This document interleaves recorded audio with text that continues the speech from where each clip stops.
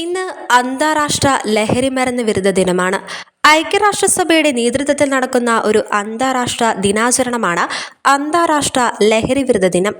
ലഹരിയുടെ ഭീകരമായ ഭവിഷ്യത്തുകളെക്കുറിച്ച് അവബോധം സൃഷ്ടിക്കാനും പ്രതിരോധം തീർക്കാനുമുള്ള ആഗോള ആഹ്വാനമാണ് ഈ ദിനം. 1989 മുതൽ എല്ലാ വർഷവും ജൂൺ 26 ഈ ദിനം ആചരിക്കുന്നു.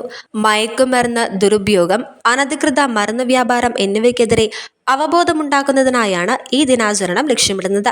വ്യാപാരവും വ്യക്തികളെയും കുടുംബങ്ങളെയും സമൂഹത്തെയും ഗുരുതരമായി ബാധിക്കുന്ന ഒരു ആഗോള വിപത്താണിത്. കുട്ടികളിലും മുതിർന്നവരിലും ഒരേപോലെ പ്രശ്നം സൃഷ്ടിക്കുന്ന ലഹരിയെ ഇല്ലാതാക്കേണ്ടത് നമ്മുടെ ഉത്തരവാദിത്തമാണ്. ആളുകൾക്കിടയിൽ ലഹരിയെക്കുറിച്ച് അവബോധം സൃഷ്ടിക്കുക, ലഹരി വിരുദ്ധ മനോഭാവം സൃഷ്ടിക്കുക, ലഹരിയുടെ ദൂഷ്യവശങ്ങളെക്കുറിച്ച് ആളുകളെ ബോധവൽക്കരിക്കുക എന്നിവയാണ് ഇതിന്റെ പ്രധാന ലക്ഷ്യങ്ങൾ.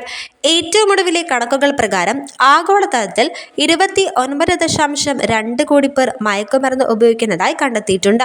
22.8 കോടി പേർ കഞ്ചാവ് ഉപഭോക്താക്കളും 6 കോടി പേർ ഓപ്പിയോയിഡ് ഉപഭോക്താക്കളും 3 കോടി പേർ ആംഫൈറ്റാമിൻ ഉപഭോക്താക്കളുമാണ്. 2.3 കോടി പേർ കൊക്കൈൻ ഉപഭോക്താക്കളും 2 കോടിയിലധികം പേർ MDMA ഉപഭോക്താക്കളുമാണെന്നാണ് ഔദ്യോഗിക കണക്കുകൾ. ലഹരിക്കടത്ത് സമൂഹത്തിൽ കുറ്റകൃത്യങ്ങൾ വർദ്ധിപ്പിക്കുകയും സുരക്ഷാ ഭീഷണികൾ സൃഷ്ടിക്കുകയും ചെയ്യുന്നു. മാനസികവും ശാരീരികവുമായ നിരവധി ആരോഗ്യ പ്രശ്നങ്ങൾക്കും ഇടയാക്കുന്നുണ്ട്. ലഹരിക്ക് അടിമപ്പെടുന്നവരെ ശിക്ഷിക്കുക എന്നതിലുപരി അവർക്ക് ലഹരിയിൽ നിന്ന് പുറത്തു വരാൻ ആവശ്യമായ സഹായവും പിന്തുണയും നൽകുകയാണ് വേണ്ടത്. ഈ വർഷത്തെ ലഹരി വിരുദ്ധ ദിനത്തിന്റെ പ്രമേയം prevention, treatment and justice symptoms എന്നാണ്.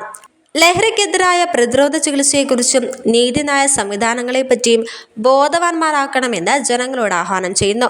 ലഹരിക്കടിമപ്പെട്ട യുവതലമുറയെ മോചിപ്പിക്കാൻ ആവശ്യമായ ചികിത്സകളും ശ്രമങ്ങളും ചെയ്യാൻ നാം തയ്യാറാവണമെന്ന സന്ദേശവും കൂടി ഇതിലുണ്ട്.